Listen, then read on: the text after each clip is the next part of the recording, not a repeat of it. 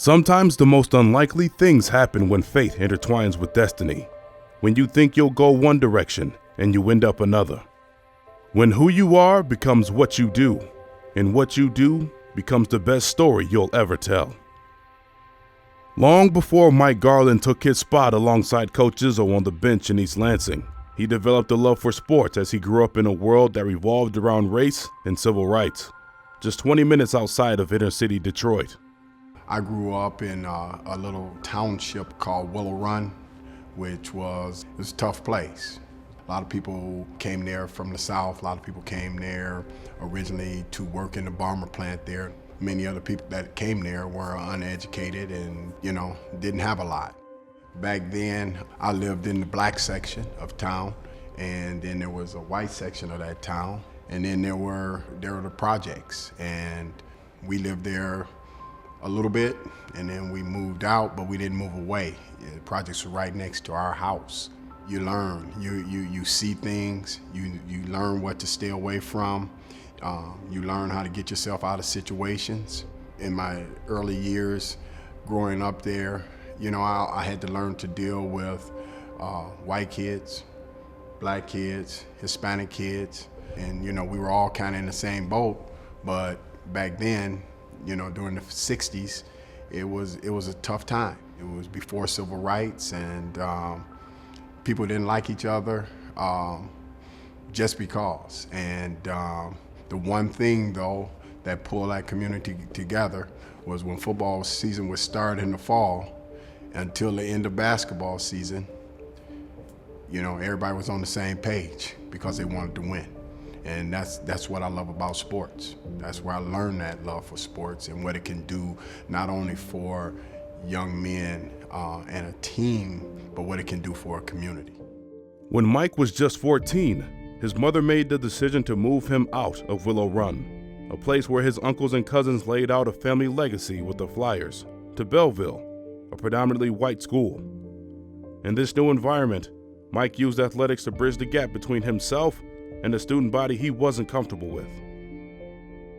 When I first got there, it was tough. I didn't see a lot of people that looked like me, and I had to, I had to kind of learn to, to get along in that culture. And fortunately for me, I was, at a young age, I was a very good athlete, and Belleville was always good in football, but basketball was terrible. I got on the basketball team, we won a few games, and we got a lot better. And I was kind of like a little hero there. So it's a situation, and it's a decision that my mom made for me that I regretted at the time, and it was the best decision ever made. I wouldn't be here today had not she made that decision for me. As Mike's focus shifted from football to basketball, his skill set caught the eye of former Michigan State coach Gus Ganakis, who recruited him in 9th grade, even inviting him to play at their camp that summer. While Mike was filling out the stat sheet on the court, he admits his grades and test scores were potentially holding him back from playing at the next level. Mike required the assistance of his high school football coach and former Michigan coach Lloyd Carr, along with then University of Detroit coach Smokey Gaines, who together convinced Division II Northern Michigan to accept him. Even though Mike had his sights set on MSU, he made the decision to travel 7 hours north and cross the Mackinac Bridge to attend NMU. Years later, Mike admitted that it was fate that held him from Michigan State, a move that allowed him to meet and play alongside his future boss. It was tough because it's, up in the middle of nowhere, tons of snow, cold, beautiful place though. What I found was that the people in the UP are a little different because they're not around African Americans or any other minorities. For the most part, they always give you a chance, and they're pretty good people. I've probably known him longer than anybody but my own family and my own best friend, Steve Mariucci. And it happened at Northern. Mike was a year ahead of me, and I went over to the gym one night. And when you live in the UP, you don't get to play against many minority athletes. And Mike was one of the first guys that I really became friends with. I remember, we were roommates on the road a little bit. We were seat partners on a couple of small plane trips we took. And he was just a class guy even back then and a very good player. As Mike and Tom's friendship grew, they talked more about their future.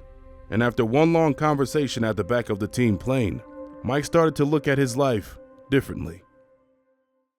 Well, Tom and I would always, because we were the two smallest guys, we would always have to sit in the tail end of the plane. So when we would be back there, we would talk. And he always had the dream and the vision of being a basketball coach. So one day he asked me, he says, hey, you know, Mike, you know what? You ever thought about being a coach? I said, no, I'm not a coach. I'm a player, and if I can't be a player, I don't want to be a coach. He says, what are you going to do? I said, well, I'm going to try to graduate, and I'm going to try to make all the money in the world and take care of my family. I said, well, what are you going to do? He says, well, I'm going to be a basketball coach. I'm going to have a great program. I'm going to really go after this thing. I want to be a basketball coach. And he says, hey, you know, I could be a basketball coach. I'll be the head coach. You'll come work with me, and we'll go down to Detroit, and we'll go into Chicago, and we'll go in all these areas, and we'll get all the best players, and we'll have one of the best programs in the country.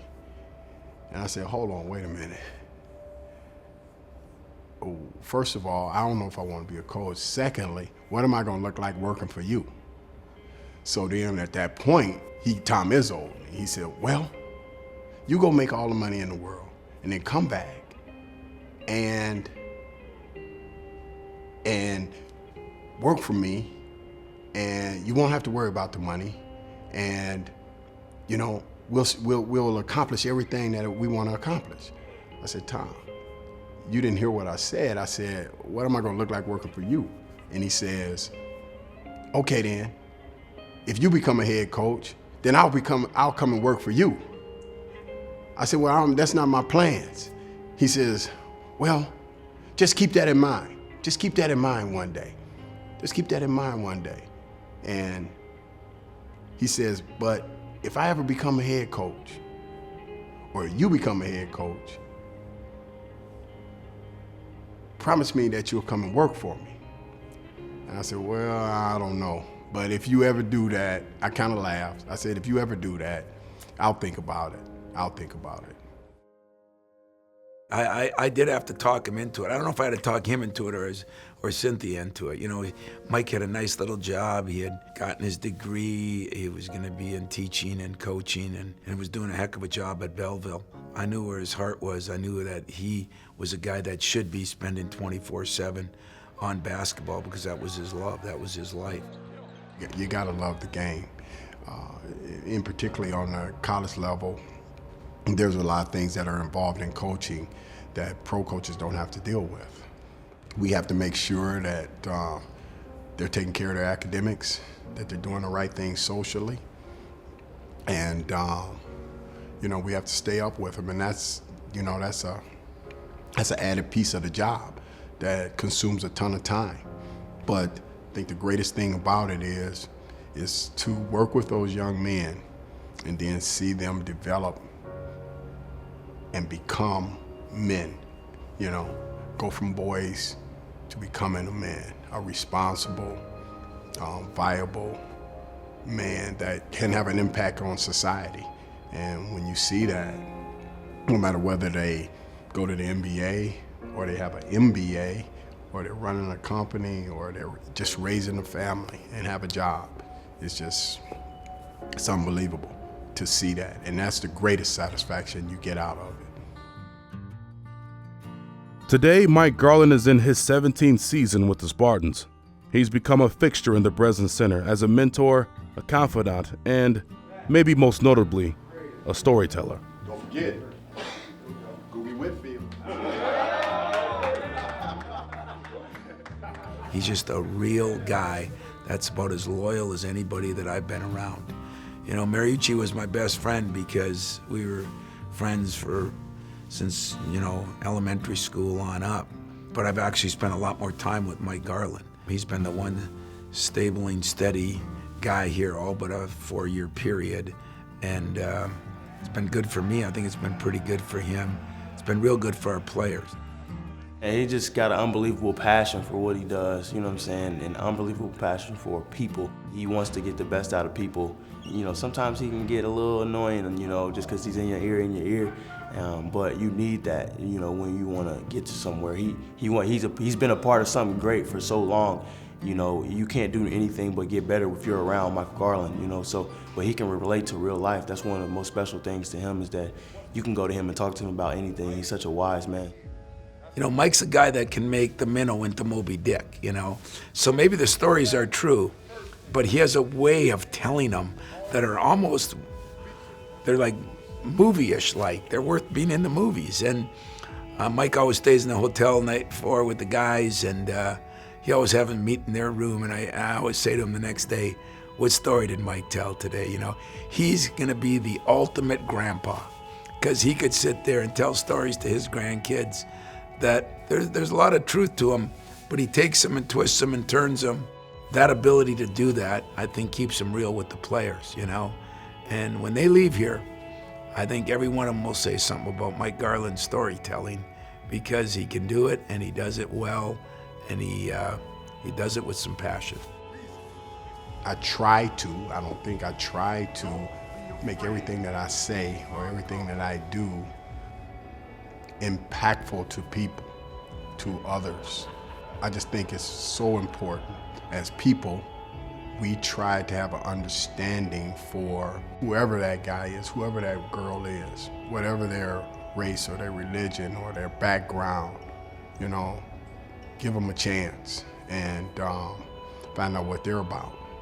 And I've always thought that helped make me a better person.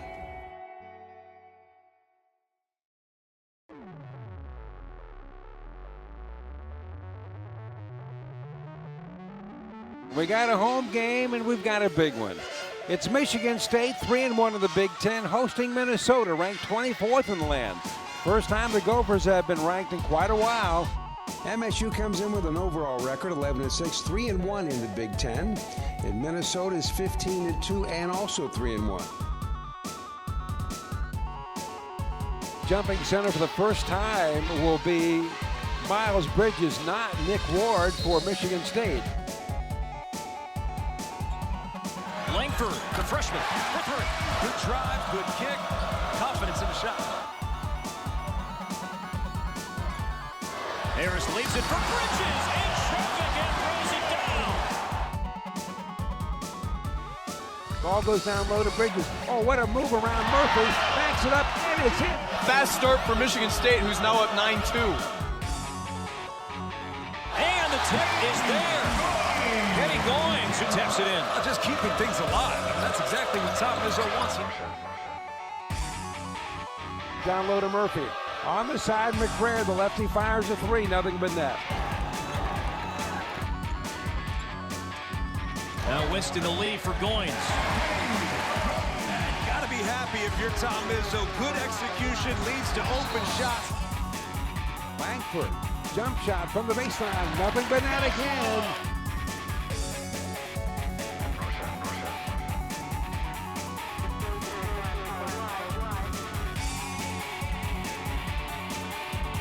Harris breaks the baseline, runs right into Lynch, shots up, and it's in. And I think Lynch fouled him.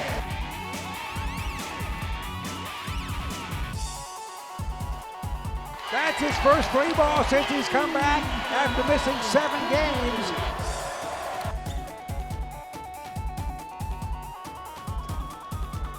Aaron Harris nifty with the dribble, slithering inside. With a fancy finish here, got around Konate over Curry. The Gophers find themselves down big. A huge first half for Michigan State. Transition here is McBrayer, and Bridges goes up high and swats one into the Golden Gopher bench. Bounce pass on the block. Ward out front. Ellis wide open for a 3 ball. He got it.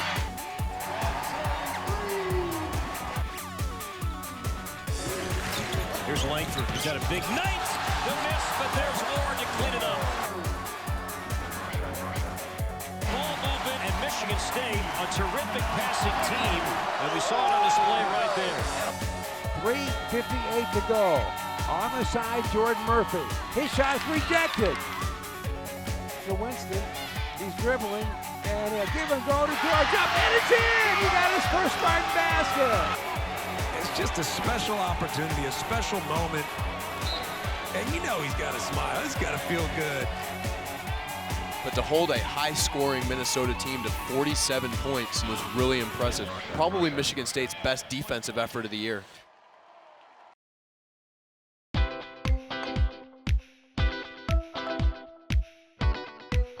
I'm Cassius Winston, freshman point guard from Detroit. We're back, this first day of classes, just getting back into the swing of things. So just want to take you, show what class is like. It's nice to get, the flow back, people back on campus. It's not a ghost town anymore. So, it's a lot more energy around, a lot more liveliness. But, this is what we came for, we're student athletes, so we got to make sure we get our education too. It's good to have some of my teammates in my classes, those people that are going through it with you, that can help you out in areas where you may struggle or you may miss something or some things like that. And then, most of the time here you're spent with your team. So just to have them with those classes just makes it a whole lot easier. All right, good morning everybody. Happy New Year. My name is Osvaldo Hernandez and I'm going to be your instructor. I went to U of D Jesuit High School in Detroit. Compared to MSU, we probably had a lot more time to do, the work that was allotted to us. We still had a pretty difficult workload, just like MSU or things like that, but MSU was definitely more time management. I gotta put all the days I want to miss through the basketball. Okay, we'll make sure that you don't have any conflicts with exams or anything or whatever. I'm sure I'll get communication. Yeah. Okay, great. Thank you, sir. Thank you. We have a busy schedule and we're out of town a lot. We do a lot of traveling, so that's a chance for us to first introduce ourselves to the teacher face to face, and then just to let them know that a lot of days that we won't be available for exams or certain classes and things like that. I got a break, so I'm gonna just probably head over to International Center, grab something to eat real quick, and then head over to my last class of the day. First of all, it's how you feel. Sometimes you got a taste for something that you need, so sometimes you have a taste for French fries, so you just got to go get some and things like that. But for the most part, you got to keep fueling your body, putting the right things in your body. You got practice later or a game coming up, so you can't put anything that's going to hurt you.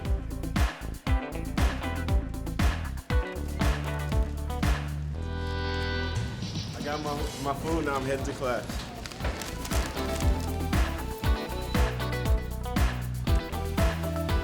I'm undecided on the major right now. I'm looking to get into the business school.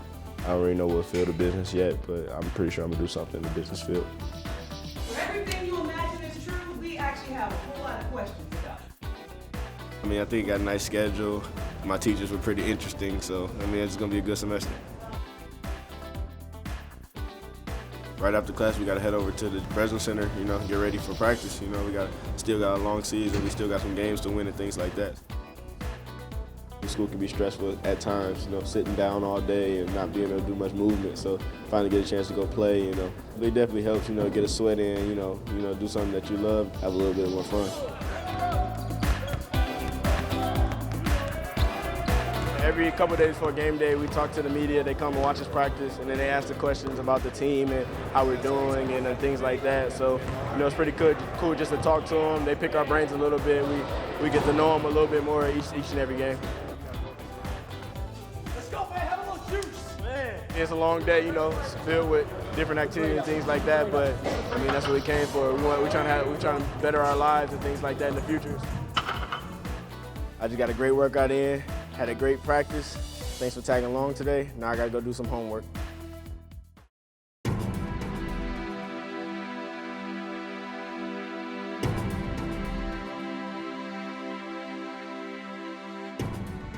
The 123rd meeting between these storied basketball programs, and the Buckeye fans have shown up on this Sunday afternoon at Value City Arena for the Spartans and the Buckeyes, the old familiar foe from East Lansing.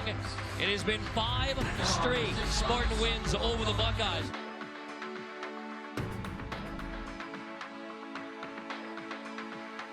So the tip is up and controlled by Michigan State. We're underway in Columbus. Now Langford for three. He got it. Gets it now right at the key. Harris shoots a jumper, knocks it in.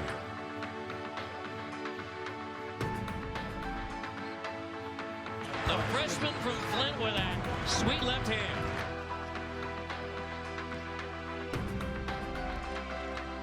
Kick out, Bridges, back and away for three.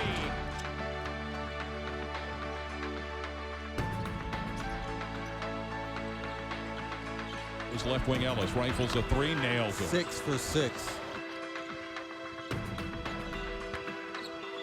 He's over to Mark Loving. Here comes another three ball. Back-to-back praise by the Buckeyes. Ohio State has really caught fire on the offensive end. Finds Langford for three. Big time.